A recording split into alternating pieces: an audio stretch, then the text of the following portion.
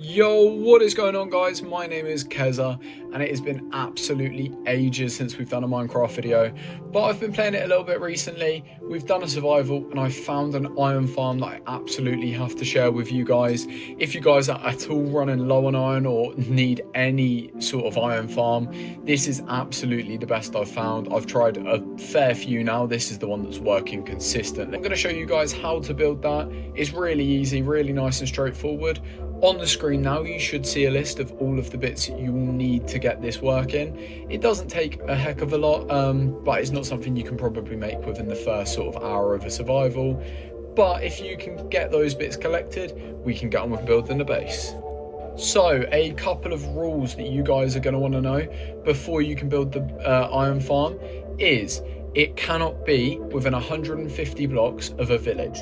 So I know I'm on creative right now, but if you guys have a look around, there is not a village nearby to us at all, and it has to be 150 blocks away from any one of those. So also, if your base isn't set at a village, it needs to be at least 50 blocks away from all of your sort of bases, beds, or other workstations like fletching tables, barrels, composters, anything that can be used for a villager to get a job as.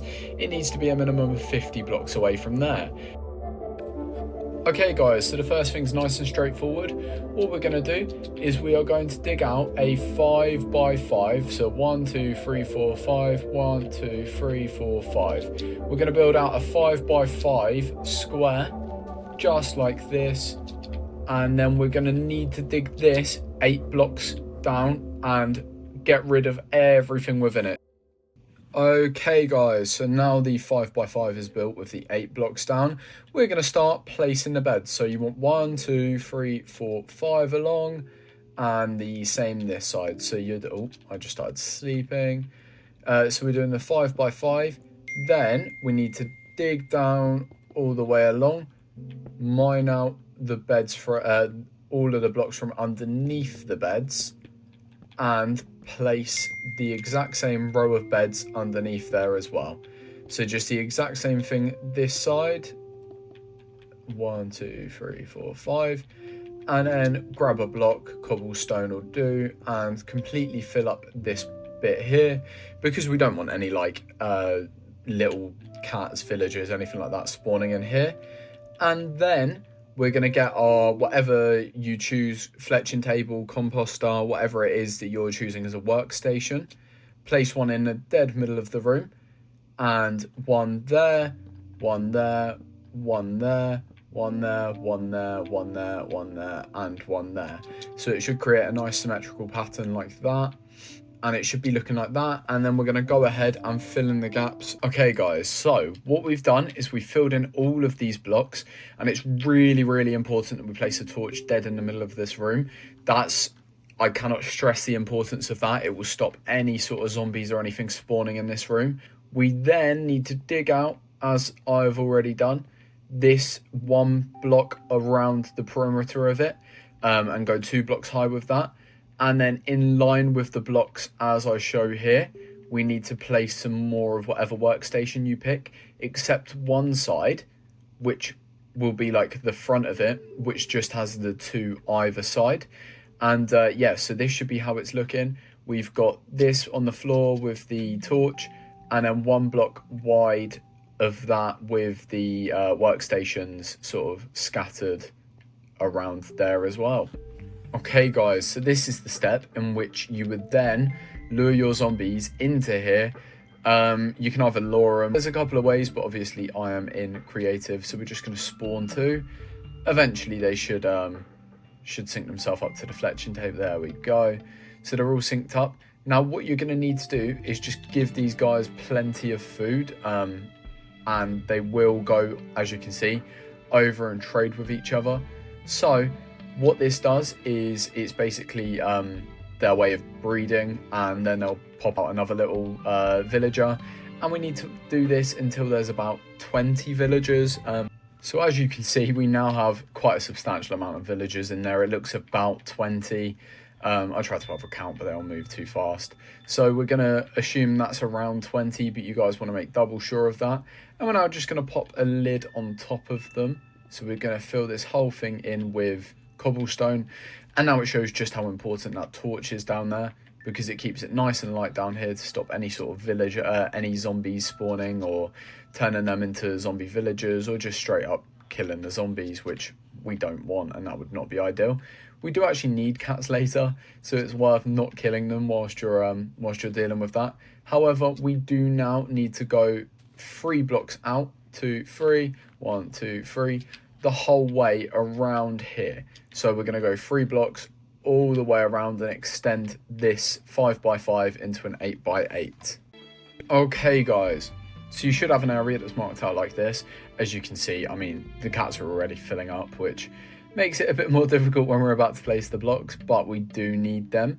So the first step next is choosing which side of your spawner you want to be the front. So if we say this is the front side, what we need to do now is place 7 glass blocks. So 1, 2, 3, 4, 5, 6, excuse me, 7 glass blocks.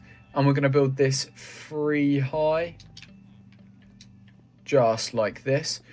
And then the whole of the perimeter now needs to be filled up with leaf blocks like this. Now, the reason we choose the leaf blocks over any other block is because the size of iron golems means that if this was a normal block, they would only be able to spawn here. However, because this is a leaf block, they're actually able to spawn in corners like this, which means that you get quite a substantial difference in the actual size in which the iron golems can spawn, which makes it way better. So now that is all done, you should have something that resembles this with your glass wall here. Oh, we're missing one. Surrounded by the nice trees, and we've still got the villagers underneath here. So we're just going to mark out these 2. Of course, we've got a cat in there now. So dead in the middle of, there goes another one, of the glass. We're going to break 2 gaps, and we're going to place a hopper there and a hopper attached to that one. Now this bit gets a little bit fiddly, so obviously feel free to pause the video, take it slowly, but we'll go step by step to show you. We're going to place a sign, apologies, there, a sign in the middle, a sign up there, a sign there and there, so it's nice and symmetrical so far. We've got something that resembles this. Now crouch and place another sign in front of that one and one here. And now we're going to need one just poking out like that, and the same the other side. So it should resemble something like this so far. We're then going to come out one more of that and one more again, and then build a couple of blocks up, crouch and place another sign like so. So it should resemble something that looks a bit like this. So you've got a nice and symmetrical sign structure, and this basically functions as a funnel or a sieve for the iron golems to come through to here, where we can place our lava bucket, and it works perfectly at containing it just into that area. Stage is actually just building the water sort of siphoning stage, so we are going to need to get our water buckets, which are very nicely here. They can replace the lava now, we don't need that. What we're going to do is start by just putting 1 block in the corners. So can you please excuse me? We've got 1 block here, place the water there, 1 block here, place the water there. And let me know what you guys think of the new water sort of, whatever it's called, animation, skin, color, texture. I'm not a big fan. It used to look considerably nicer before, I think.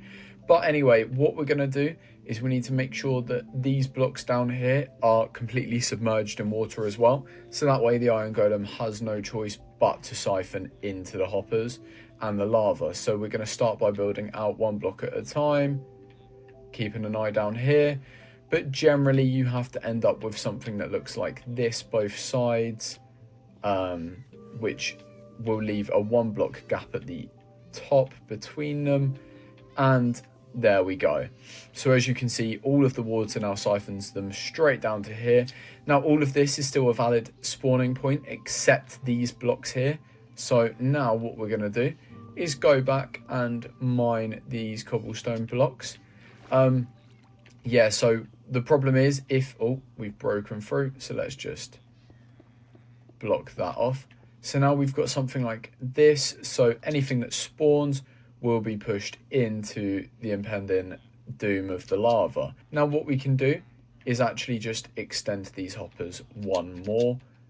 So just basically like this. There we go, and there we go. So now we've got a nice surface area for all of the hoppers to collect all of the loot that the iron golems will drop, basically.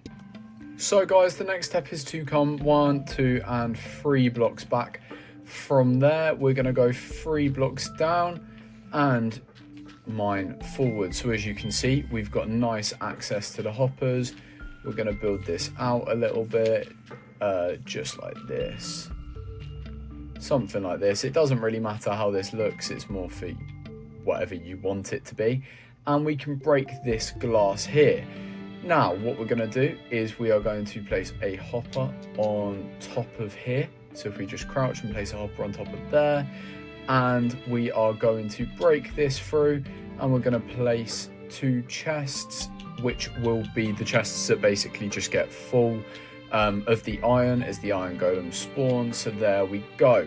Now the next thing we're going to need is, as you can see, cats. So you don't actually need to place the slab there. If they're still spawning in there, you can leave that open and the cats can come through.